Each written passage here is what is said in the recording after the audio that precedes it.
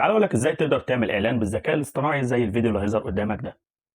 طبعا زي ما انت شايف انا جايب منتج بيه كولا وقدرت ان انا اعمل اعلان بالذكاء الاصطناعي، وكل ما بتسجل بجيميل في الويب سايت ده بيدي لك عدد نقاط تقدر تعمل بيها فيديوهات بالشكل ده، وتقدر تصور اي منتج عندك وتبدا ترفع الصوره على الويب سايت زي ما هنشوف مع بعض دلوقتي، وتقدر تعمل فيديو زي اللي قدامك ده.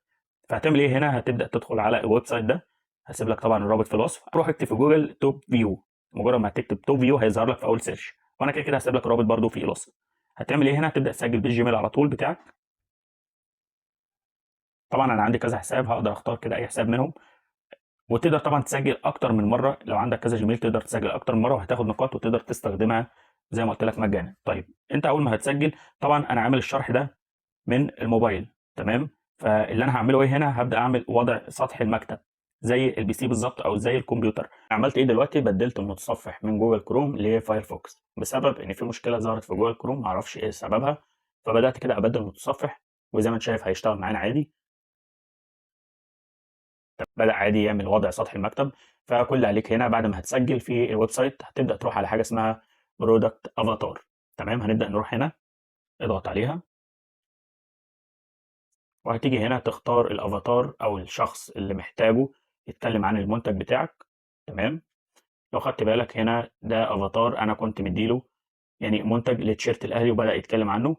ده طبعا الافاتار اللي انا وريته لك في اول فيديو بيتكلم عن الفي كولا. بدأت اعمل ده ازاي؟ بدأت انزل كده، هاجي هختار الافاتار اللي انا عاوزه يتكلم عن المنتج بتاعي. طبعا هتلاقي في حاجات عليها العلامه دي، اللي عليها العلامه دي اعرف ان دي كده بفلوس مش مجانا. تمام، اي حاجه تانية ما عليهاش العلامه دي فدي هتبقى مجانا تقدر تستخدمها. فانا بدات اختار الافاتار ده، مجرد ما تحدد عليه يظهر معاك هنا كده، وهنا بيطلب منك، بيقول لك ريبليس with my product. محتاج هنا تحط صوره المنتج اللي انت هتتكلم عنه. انا كنت محمل صوره كده من جوجل، وزي ما انت شايف دي صوره في كولا، كنت حملتها من جوجل علشان ابدا استخدمها في الشرح. فانت لو عندك منتج بقى صوره صوره كويسه وابدا ارفعها عادي على الويب سايت ده.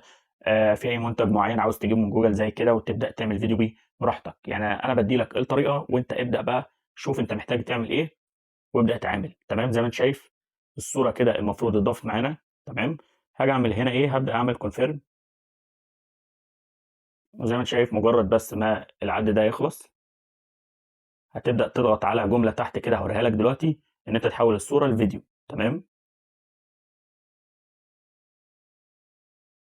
وزي ما انت شايف اول ما هيخلص معايا كده هبدا بقى اختار على ايمج تو فيديو افاتار.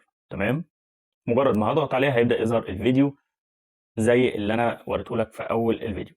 تمام، زي ما انت شايف غير لك المنتج بالشكل ده كده. تقدر تختار اي صوره من دول يتعمل عليها الفيديو، يعني لو بصيت هتلاقي في اختلاف بسيط بين كل صوره وصوره. تمام، فانا ممكن اختار دي او اختار دي براحتي، فمش هتفرق بالنسبه لي. اخترت مثلا اللي في النص وهبدا اعمل ايمج تو فيديو. وطبعا هنا بيطلب مني ان انا اعمل اشتراك لان الحساب اللي انا سجلت بيه، تمام، الحساب ده انا كنت استخدمته وادالي كريدت معينه. يعني كان بيدي لك حوالي 10 كريدت تقريبا، عملت بيهم فيديوهات زي ما وريتك كده، فيديو لتيشيرت الاهلي وفيديو تاني لبيكولا، وده كان مجانا. فاقدر اعمل ايه؟ اقدر اروح اجيب اي جيميل تاني، تمام، واقدر استخدمه بالشكل ده كده وهاخد 10 كريدت تقريبا. انت حابب بقى تشترك مفيش اي مشكله، بيدي لك الخطط بتاعت كل باقه هتكون بكام وهيدي لك نقاط قد ايه زي ما انت شايف تقدر تستخدمهم بالشكل ده كده. فالصراحه الموضوع بسيط جدا. يعني لو انت حابب بقى تمشي في المجال بتاع الاعلانات بالشكل ده تقدر تشترك عادي، لان الموضوع ده هيبقى مربح بالنسبه لك. فده كان فيديو النهارده، اتمنى يكون عجبك. يا ريت لو عجبك ما تنساش تعمل سبسكرايب لو انت بتشوف فيديو على اليوتيوب، لو بتشوف فيديو على التيك توك يا ريت تعمل فولو علشان يوصلك كل جديد. والسلام عليكم ورحمه الله وبركاته.